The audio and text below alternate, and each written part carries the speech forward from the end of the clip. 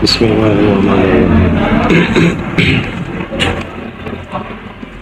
मैं अपनी क्लिनिक पे मौजूद हूँ और आज वैसे मौसम काफ़ी अच्छा हो गया है, हल्की सी बारिश हुई है और बादल भी हैं, अभी तक बादल हैं। शाम का टाइम होने वाला है, तकरीबन 5:20 हो गए हैं, लेकिन अभी तक तो मौसम ठीक है। आज कल वैसे गर्मी थी, परसों भी गर्मी थी, लेकिन आज का मौसम बड़ा अच्छा है।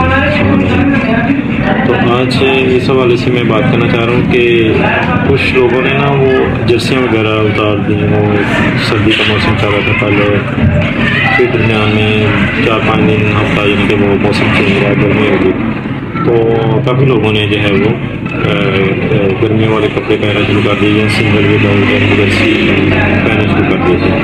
तो आज थोड़ा सा मौसम चेंज हुआ, तो इसकी वजह से जो है वो अक्सर बच्चों के जो है गले ख़राब होना शुरू हो गए।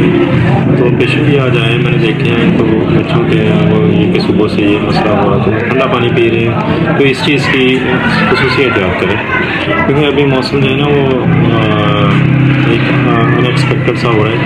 कभी सर्दी हो जाती है, कभी फिर धूप लगती है तो गर्मी शुरू हो जाती है। इस तरह का जो मौसम है वो थोड़े से एहतियात करें इसके बारे में, खासतौर पर नीम गर्म पानी का जो है वो मामूल बनाएँ